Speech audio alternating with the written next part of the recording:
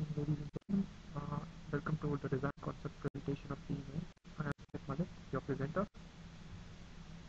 Overview of the design we chose. We decided to go with the pneumatic piston design, which uses compressed air and a pressure sensor to control the piston. Only one degree of motion, lateral motion, is allowed. The base acts as a pivot.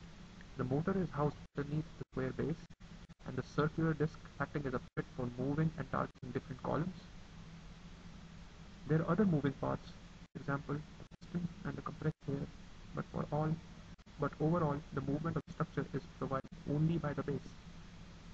Further cups on different rows are targeted by the force applied by the piston on the ball, which is measured using the gravity-fed hopper loads balls onto the track.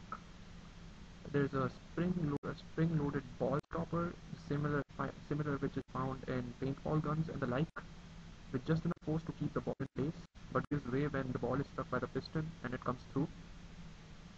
There's a ball track cage, which is pretty much an open cage, which allows the ball to go on. It has rails to roll without coming in contact with abrasive substances and bouncing around the track. Cage braces straighten the ball if it gets too off from the center or something, or like it's bouncy. The other ball takes the place of the one just left, and the gravity does its job, and the spring loads back up again. We are assuming the piston would have retracted by then, so that wouldn't be a problem. Here is a diagram of the piston, of the overall design. As you can see, there is the gravity-fed hopper, the pneumatic piston, which is connected to the air hose and which is connected to the pressurized air reservoir, the motor housings, and the ball track cages and the cage braces. Here's just a design of the loading and release mechanism. So there, as you see, the gravity-fed hopper, the balls are lined up, loaded, and like since the piston has not been released yet, so like you see the spring is loaded and the ball is stopped. It's ready to be launched, and the piston is in ready position. Next line, you see launch in progress. So the piston hits and spring gets depressed by the moving ball, and the ball just shoots off, and the next ball will fall into the chamber. Pneumatic piston design. We have a compressed air valve whose flow of air is controlled by the motor connected to the Q4 board. There is another pressure sensor to measure the amount of pressure the air exerts on the piston. Again, this reports to the Q4 board, and this value can be used to control the pressure and hence the force with which the pressure strikes, with which the piston strikes.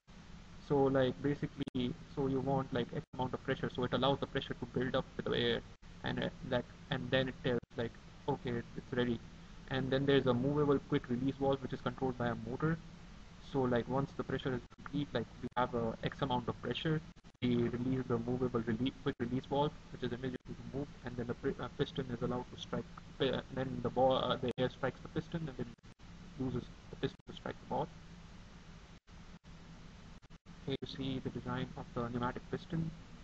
So we have a compressed air tank whose valve is being controlled by the motor. Then we have the pressure sensor which controls the motor, which controls quick release valve.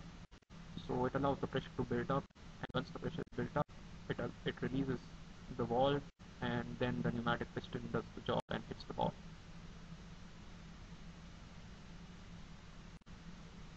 The cage brakes. It provides the structural support and also straightens up the ball so we know where it is going. We want the ball to go straight. The guide rails, they help the ball roll, but since they are mostly smooth and the cage is mostly open, it does not provide spin, and hence electricity off, further reduced by the bases. So like we take extra care so that it doesn't like come in, like bounce around in the back or something, and we also take care that like the ball is straight when shooting out, so like there's no surprises when the ball strikes. Also, there's no spin because like there's not like half of it is coming in contact with the surface and getting friction, which would provide spin, and the ball would just do a lot of lateral movement, which we do not want. Here's a design of a cage brace. You see the inner guide rail, the outer frame.